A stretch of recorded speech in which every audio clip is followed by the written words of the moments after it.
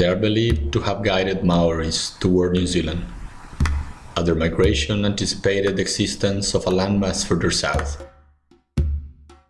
Australia is at the end of the East Asian Australasian Flyway, through which millions of shorebirds complete their epic migrations in the Asia-Pacific region. Thousands of shorebirds visit Australia during the Southern Hemisphere summer, where they feed along the coast. But as the snow melts away in the Northern Hemisphere, they take off flying non-stop for over 8,000 kilometers to reach the Yellow Sea. To do this, they must increase their body weight, which will allow them to complete such a long-haul flight. Once there, they feed voraciously and rest before they continue their long journey. As they reach Alaska, they have molted their plumage and now look colorful and ready for mating. The treeless tundra provides an incredibly productive place to breed during summer. Once the breeding season is over, adults continue their journey south, and youngsters will do too, but on their own. This time there will be no stopovers. These birds will fly over 11,000 kilometers across the entire Pacific, reaching the very places from where they initially departed. This cycle is repeated every year. These birds face many challenges along the way. The Yellow Sea has extensive mudflats along its coast, providing abundant feeding opportunities for birds on migration.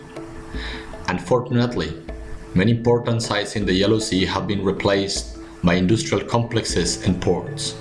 As these birds fly between countries, international cooperation is required to protect them.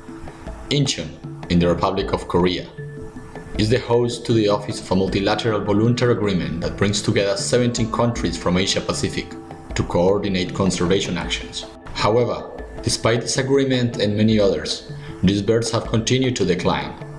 That's why a PhD student at the University of Queensland is trying to understand the performance of these international agreements so that shorebirds can be conserved effectively. I had the opportunity to spend nearly a year at the Brown Bird Observatory in northwestern Australia, one of the most fascinating, one of the most important places for migratory shorebirds in the whole of the country.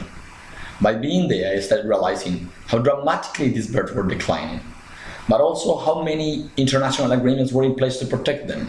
Australia has signed a bilateral agreement with China. China has signed a bilateral agreement with Japan. Japan has signed a bilateral agreement with the US. But despite that, birds have continued to decline. So that's the very question of my PhD. That was my inspiration, was to try to understand why, despite having all these agreements in place, birds continue to decline. To evaluate these agreements, Eduardo primarily needs to understand how they work. In order to do that, he will require financial support to visit government agencies in Canberra, Beijing, Tokyo, and Washington, D.C. Only by going to such places he will be able to interview key people and access important documents from government files. Then when he'll be back at the University of Queensland to analyze his results and generate important recommendations to ensure these fascinating birds can continue their amazing journeys well into the future.